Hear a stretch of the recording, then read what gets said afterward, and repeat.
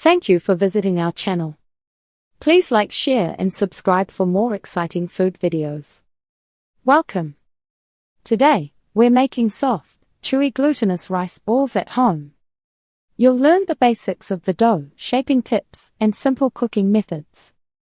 Here are some issues you might see in simple fixes. Dough that cracks, it is too dry. Add a few drops of water and knead again. Dough that sticks to your hands, it is too wet. Dust with more glutinous rice flour. Balls that fall apart in water, the dough was not kneaded enough, or the filling was too wet. Knead longer next time so the dough is smooth and make sure fillings are firm. Hard center after cooking, the balls were not cooked long enough. Leave them in the hot water a few more minutes. Practice helps. Even if some look uneven, they will still taste good, and your shaping will improve with each batch. Flavor ideas, storage tips, and easy variations for glutinous rice balls. Once you get the basic dough down, it is easy to get creative without a lot of extra work. Creative filling and flavor ideas to try. Some tasty filling ideas: black sesame with sugar and a bit of butter or coconut oil. Crushed roasted peanuts with sugar and a pinch of salt. Sweet red bean paste or lotus seed paste. Small chocolate chips or squares. Nutella or other chocolate spreads. Thick fruit jam or marmalade. You can also color the dough naturally: green, matcha powder or pandan extract. Brown, cocoa powder. Pink, a little beet juice. Blue or purple, butterfly pea flower tea. For serving, try warm ginger syrup with brown sugar. Coconut milk with pandan and a pinch of salt. Sweetened soy milk for a lighter dairy-free option. These small changes make the same simple dough feel fresh every time. How to store, freeze, and reheat glutinous rice balls.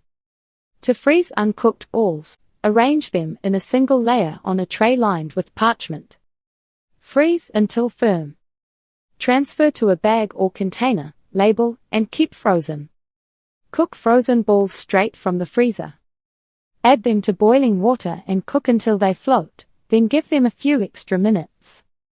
To store cooked rice balls, keep them in the fridge in some of their cooking liquid or syrup.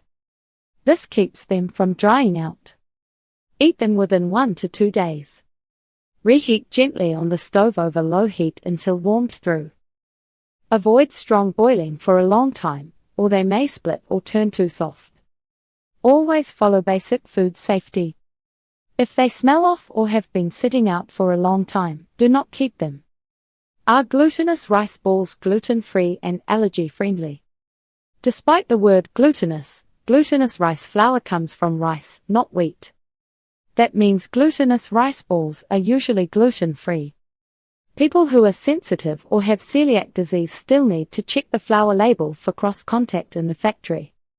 Fillings can contain common allergens, such as peanuts and other nuts. Sesame. Dairy and butter or chocolate.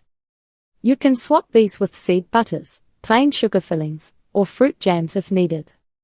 Always choose fillings that fit your own diet and health needs. That's it for part 1.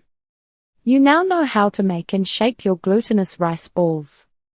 Stay tuned for part 2, where we'll explore fillings, flavor variations, and serving ideas. Thank you for watching.